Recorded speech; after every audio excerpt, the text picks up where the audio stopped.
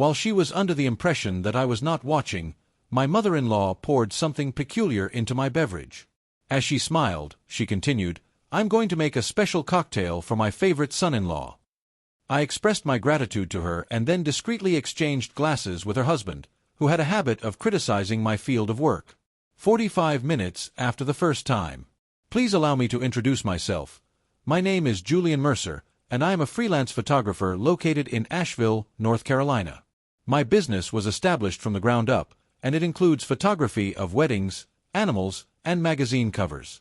It is the kind of work that can pay the bills if you are skilled at it. Just like I am.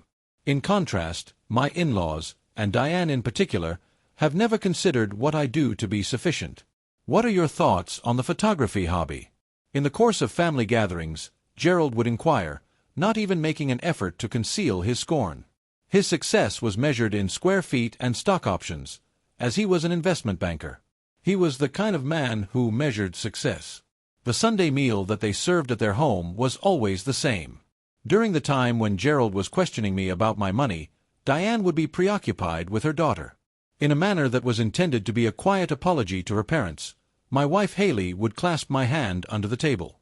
Throughout the entire week, I had been in Montana working on a wildlife assignment, which required me to walk through knee-deep snow in order to take photographs of bison for National Geographic.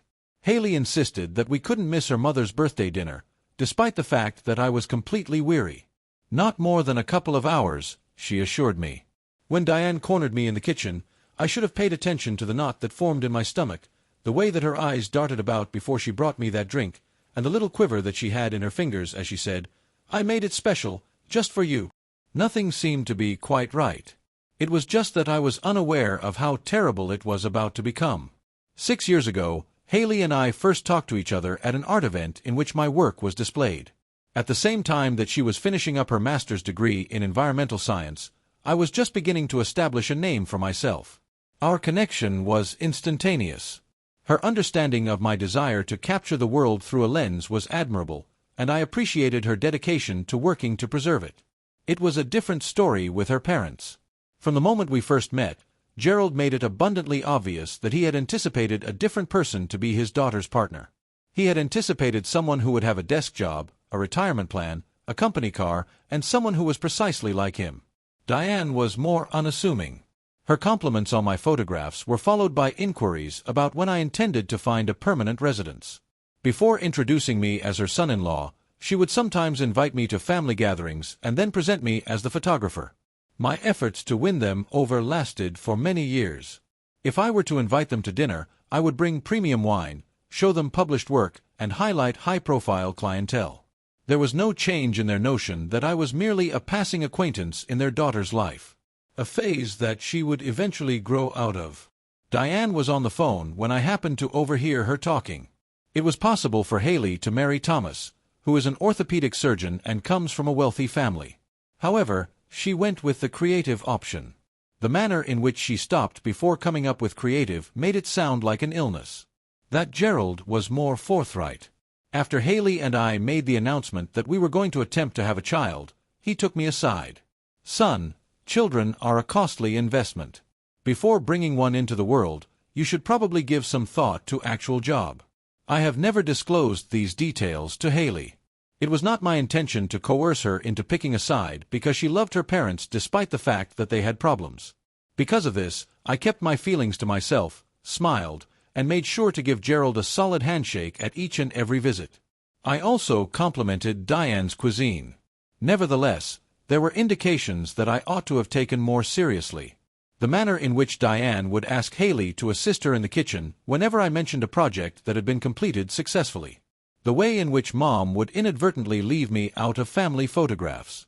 While staring directly at me, Gerald made the suggestion that Haley should seek therapy for her tendency to make rash choices. I chose to disregard everything, believing that acceptance would come with the passage of time. I had a mistake. I arrived from Montana on the Friday of Diane's birthday dinner with raw, wind-burned cheeks and a memory card full of photographs that would be enough to cover our mortgage for 3 months. Despite the fact that I was completely exhausted, I wore a button-down shirt and drove us to the colonial-style mansion that her parents owned in the most wealthy section of town. Dinner began in a typical manner. Gerald boasted about a very recent transaction. Diane was quite particular about the table settings. Conversation was had between Haley's brother Owen and his wife Vanessa in a courteous manner. I took a few sips of beer and tried to keep track of the minutes till we could depart. Diane revealed that she had prepared her well-known sangria for dessert after the main course had been served. After she vanished into the kitchen, I expressed my willingness to assist in transporting glasses.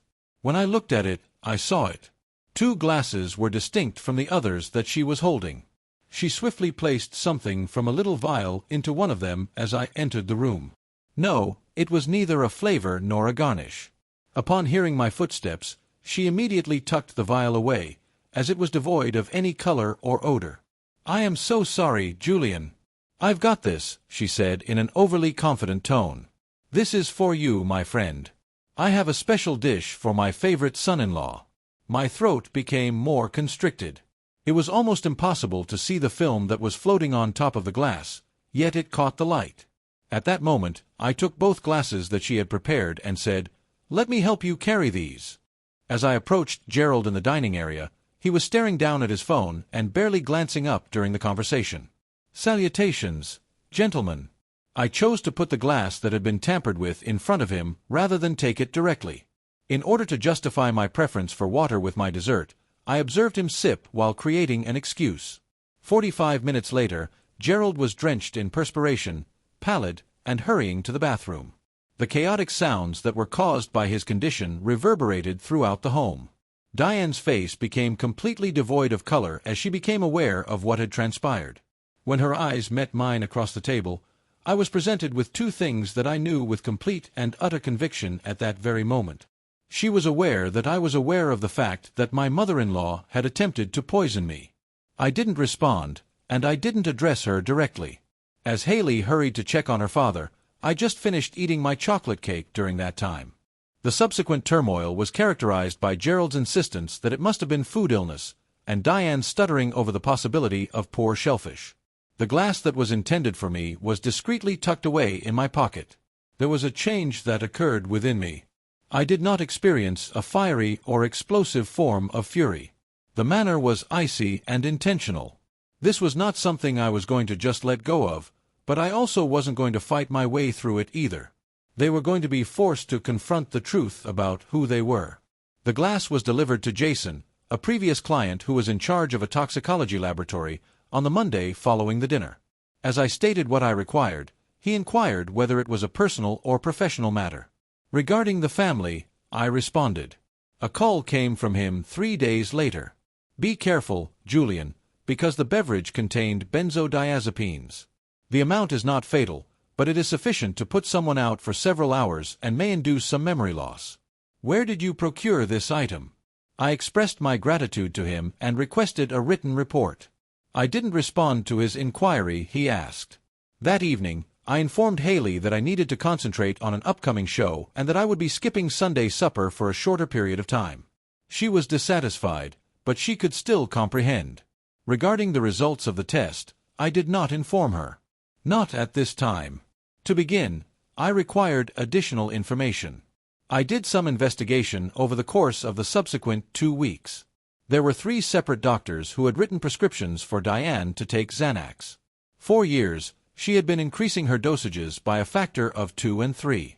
In addition, there were rumors that circulated about her in the area, allegations that she stole jewels from her country club, weird conduct at a party hosted by a neighbor, and things that her family had fought very hard to keep hidden. After compiling everything, I waited for my opportunity to come. When Haley remarked that her mother required photographs for a social media page, an opportunity presented itself. He was taken aback by the request, and Haley responded by saying that she had expressly asked whether you would accept them. "No, I concur."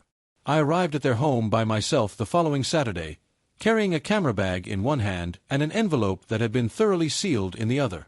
Diane waited for her, dressed in an elegant outfit and with flawless makeup. She went on to explain that Gerald was busy at the office. "Just before we got started, I whispered to you, I thought you might be interested in seeing this."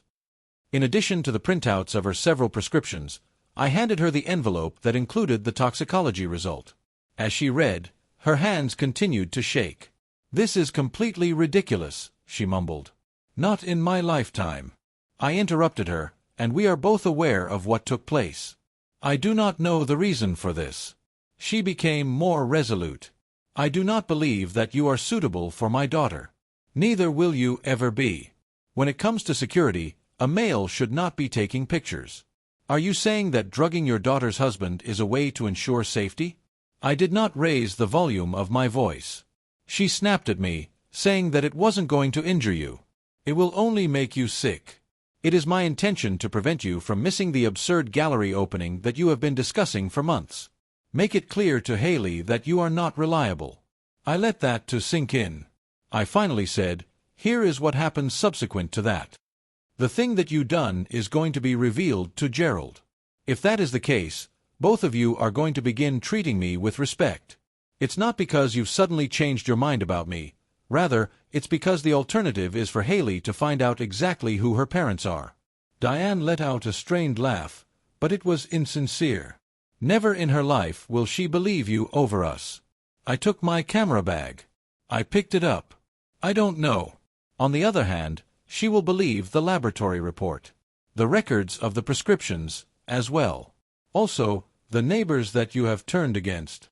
Have you considered the possibility of placing your connection with your daughter on the line? Before I departed, I did not take a single photograph. On that particular evening, Diane contacted Haley while crying and claimed that I had acted in an unacceptable manner during our session. According to them, I had been angry and intimidating. As soon as Haley approached me, I realized that I could no longer conceal the truth. I demonstrated everything to her. A laboratory report, medications, and even text messages from her mother, which had gotten increasingly nasty over the course of the years, were all included. My mother would never do this, she insisted over and over again, but her tone was not one of conviction. After that, she faced her parents the following day. I was not present at the time. On the other hand, her eyes were red from crying when she got back to her house. According to my father, everything is just a misunderstanding. She whispered that you are attempting to build a wedge between us because you are insecure about your work.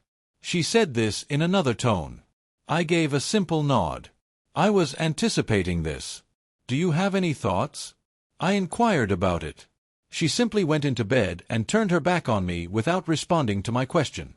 Despite my efforts to fight back, I found myself falling deeper and deeper into their trap. Suddenly, I became the antagonist in their narrative. What's more, they were successful in sowing seeds of uncertainty in the one person whose opinion mattered the most to me.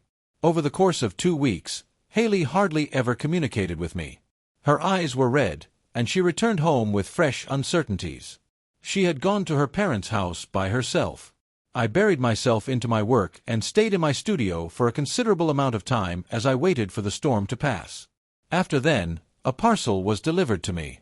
My name was written in an unknown handwriting across the top of the envelope, but there was no return address. On the inside was a message as well as a USB drive.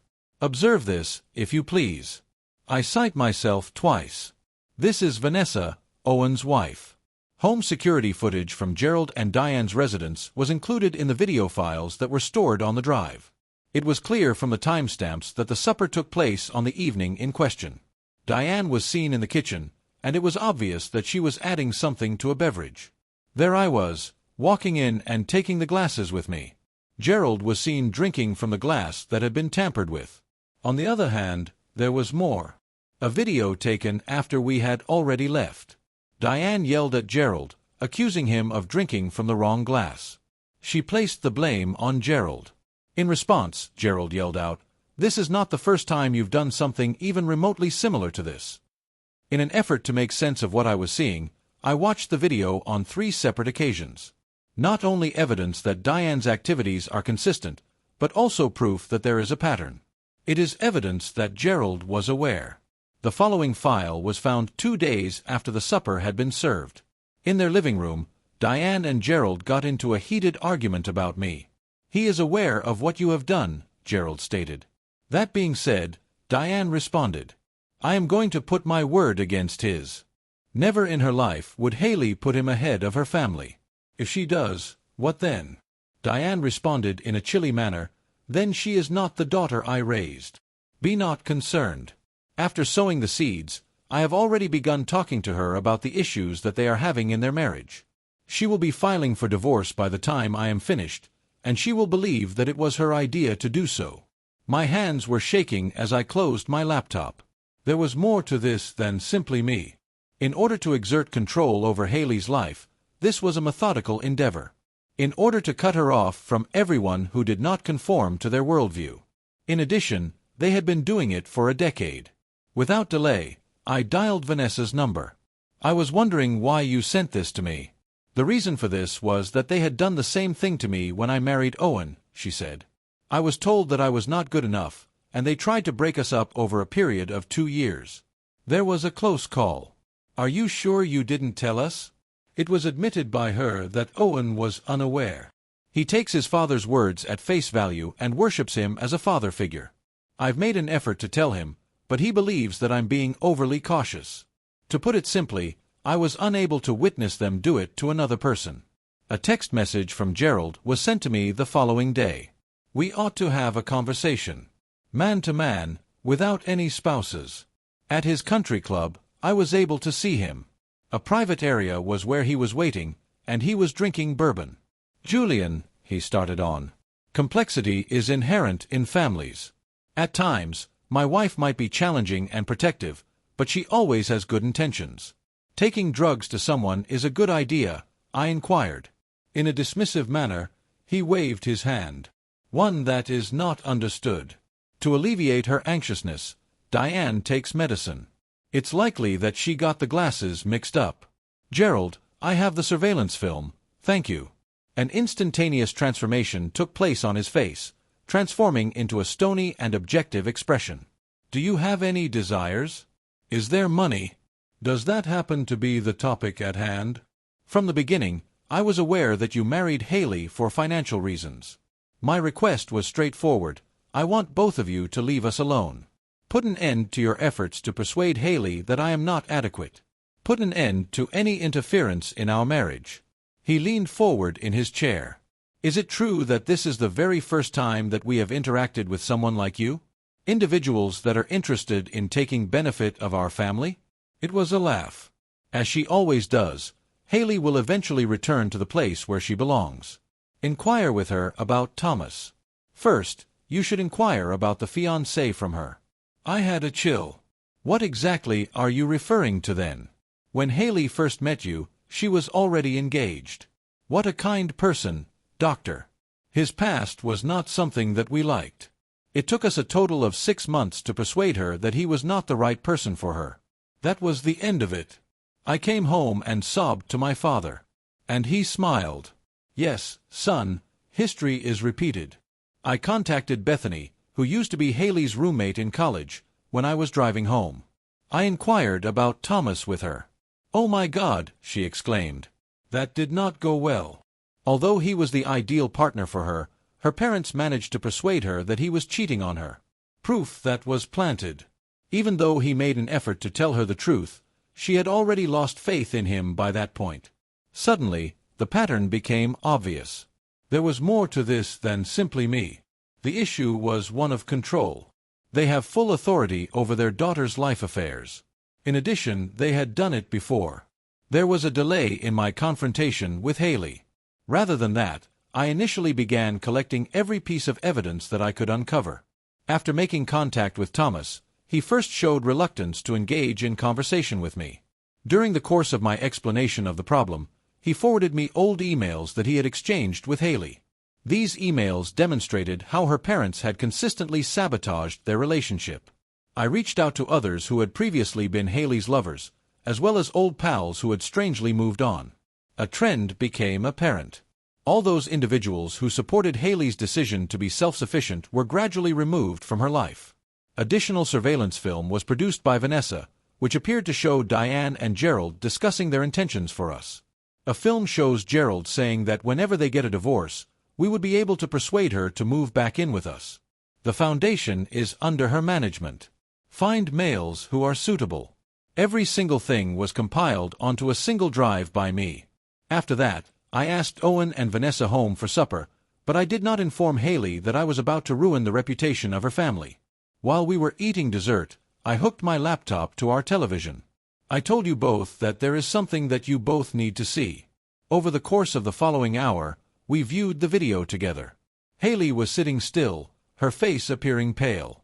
Over and over again, Owen would shake his head and say under his breath, "That's not really my parents." Upon the conclusion of the event, Haley came to me with tears flowing down her expression. "If you knew, you would have told me sooner. Mostly due to the fact that I required you to observe things for yourself. Every single thing. The things that they have done to you over your entire life, not simply the things that they have done to me." In a fit of rage, Owen stood up. "It's a load of nonsense. These videos have been altered by you. They would never act in such a manner." Vanessa made contact with his arm. "Indeed, they did it to us as well, Owen. What do you believe contributed to the dramatic change in their feelings toward me after we had James? Due to the fact that having a grandchild brought them leverage." At that moment, Owen's face lost all of its color. "You did not tell me about it." "I make an effort," she murmured. "You would not pay attention." In the later hours of the night, Haley made her way into bed next to me. She spoke in a low voice, "I need some time to process this. However, I do believe you. I am sorry that I had doubts about you." Diane made a phone call the following morning. Haley placed her on the sound system. "Darling, I was thinking that you should come stay with us for a while," Diane remarked with a smiling expression on her face. "I, along with your father, am really concerned about you. While marriage is challenging, there are moments when separation can provide clarity." "What's up, Mom?" Haley questioned. "I am familiar with the vids. There is no sound. So, which videos are you talking about?" "The clip from the security. Regarding your drugging Julian's beverage. With regard to you and your father conspiring to end my marriage. There is again another halt. Everything that he has showed you, Haley, has been distorted in some way. As you are aware, Julian has long harbored feelings of envy toward our family. Please halt." Haley's tone was authoritative. "This evening, we will be coming over. We are all together. Here we are, me, Owen, Vanessa, and Julian. As a family, we are going to have a conversation about this. Stop telling lies." When she finished her call, Haley turned to face me. "Everything will be denied by them. They will attempt to work this situation against you." I gave a slight nod. "It's true. So, what exactly is our strategy?" I grinned for the first time in what seemed like weeks. "I believe it is high time that your folks get to know the real me. That person who is not only able to take photographs but also has the ability to tell a tale." On that particular evening, we arrived to the residence of Gerald and Diane with my photographic equipment. Owen and Vanessa were already present, and they were seated in the living room with a tight posture. Gerald gave off an air of self-assurance. "I have come to see that there has been a misunderstanding." In order to avoid any confusion, I interrupted while I was setting up my tripod. "It is my intention to record this talk. This is for the family's records." Right away, Diane voiced her objection. "This is a family-owned and operated business." "Indeed, I concur with you. A family-owned businesses. Even if you have made a lot of efforts to change that, I am a member of the family." We proceeded to lay everything out over the course of the subsequent 2 hours. "This beverage. The act of manipulating. This is Thomas. The remaining ex-boyfriends also. A trend that had a profound impact on the entirety of Haley and Owen's lives. It goes without saying that Gerald and Diane denied everything, but they did call me unstable and manipulative. On the other hand, I played another video clip and displayed another email with each denial. Their denials were less forceful as their faces became paler. In the end, Haley got to her feet.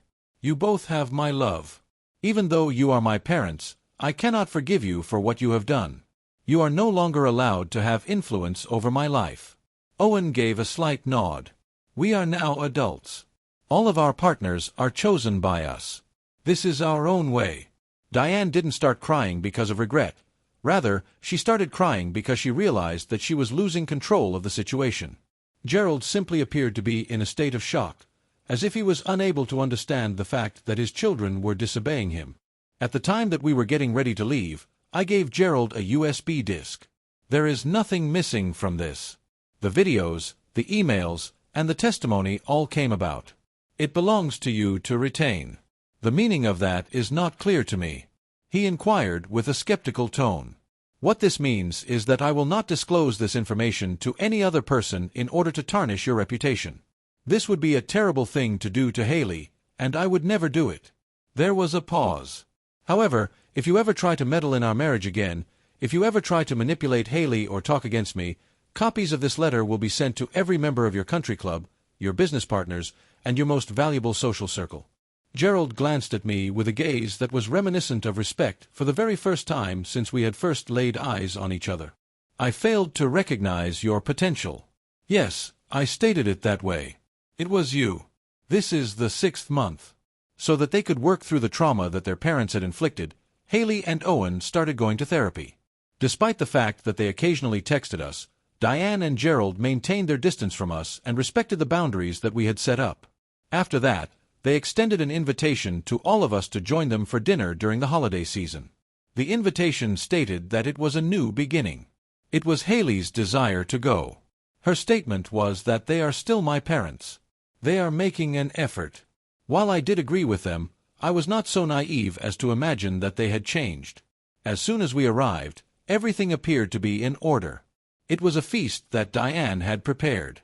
The way Gerald asked about my most recent efforts, which gave the impression that he was genuinely interested, was very lovely. Following the meal, Gerald extended an invitation to me to join him in his study. He poured me a scotch and stated, "I have a proposition for you," while he was doing so. "I have been considering your professional prospects. What can I say about photography? Well, it's been kind to you. Have you, however, given any thought to diversifying? I may recruit you to work for my company. Train with a junior partner. The position would offer a hefty compensation." On the other hand, I did not drink from the glass. "Why would you choose to act in such a manner?" "In an easy manner," he said. "You are family. I admire the manner in which you dealt with the bad situation. You defended my daughter while maintaining your position of strength. A true man would act in such a manner." Unfinished, I placed the glass on the table. "However, I am unable to accept the offer." His smile became more tense. "Have some common sense, Julian. An olive branch is present here. We need a method to go with our lives. No, I must reiterate. The attempt to exert control is still another. Please don't try to buy me, Gerald. In addition, you are unable to tolerate the idea that Haley loves me in my current state." He snarled, putting down the mask, and said, "Don't be such a fool. Everyone is subject to a cost."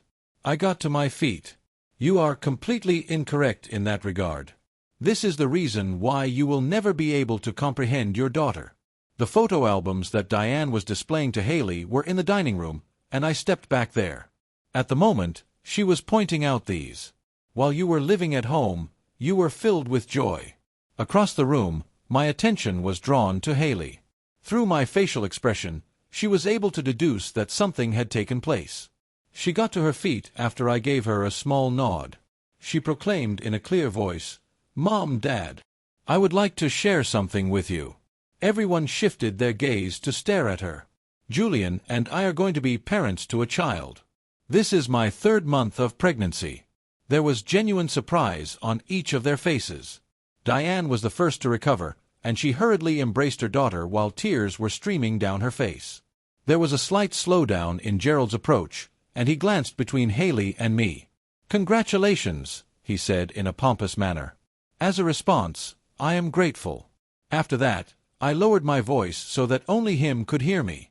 "In no way will you ever use this youngster as a pawn in your games. Let me assure you of it."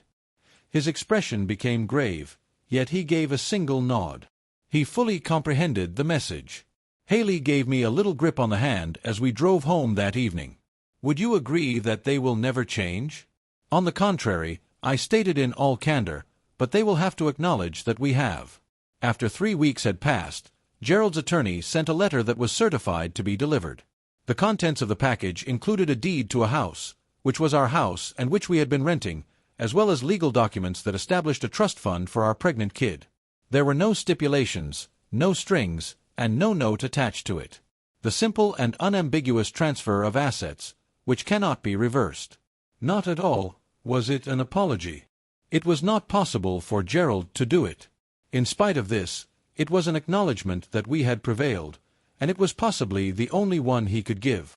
Summertime saw the arrival of our little girl. Eliza is the name we chose for her, after my grandma. When Diane and Gerald visited the hospital, they took gifts with them, but they kept a respectful distance from the patients inside. They gushed over the infant, took pictures of it, and then went without making any attempt to provide us any parenting advice or offer any financial assistance. The months went by. Through the course of our engagement with them, we were able to establish a kind of normalcy. However, they stopped trying to exert control over Haley's life, and they stopped trying to harm my profession. They never apologized for what they had done. There was a day when Haley walked in carrying Eliza to my studio when I was working on editing some photographs. She stated that my mother had called. She would like for us to be here for Christmas. I moved my gaze away from the computer. "What are you interested in doing?" "I believe that we ought to go," she responded. "However, there are certain restrictions. We do not stay at their home, but rather at a hotel. It is up to us to decide when we will go. There will be no time spent alone with Eliza." I gave a slight nod. This makes perfect sense. She took a seat next to me and gently bounced the infant in her arms. When I was younger, I believed that success meant ensuring that my parents were content, being able to win their approval, having lived up to their anticipations. And what about now? Before turning her gaze back to me, she looked down at our daughter. It is now clear to me that it is about making decisions that I can be proud of. When it comes to the individuals I care about. 2 weeks prior to the holiday season, Gerald sent a large envelope to me. A glossy booklet for his company's annual report was contained within the package. My images were featured in every single one of them. There are landscapes, portraits, and architectural photographs. Work that I had completed on my own terms, without his intervention in any way. There was a small note with it. "A photographer who is the best I know was hired. I was thinking that you might be interested in a copy." I am quoting G twice. Both forgiveness and reconciliation were not present. The situation was not the same. Respect, if you will. The recognition that I achieved success on my own terms, rather than on his terms. I didn't give him a call to express my gratitude. We were both aware that this was not about expressing thanks. It was about acknowledging the new limits that had been set. It is the new reality. In the spring of that year, I launched my very own gallery in the heart of Asheville. Haley was standing next to me during the big opening, and Eliza was sitting on her hip. My folks arrived from Oregon via airplane. The room was crowded with loved ones and customers who were looking at the photographs that I had taken over the years. Towards the end of the evening, Gerald and Diane also arrived at the location. Not much time was spent there. Diane held Eliza for a little moment as Haley kept a tight eye on her. Gerald gave me a firm handshake, nodded his head in genuine agreement at the images, and then departed without offering any advice or recommendations regarding how I need to manage my company. The question was posed by Haley as we were locking up that night.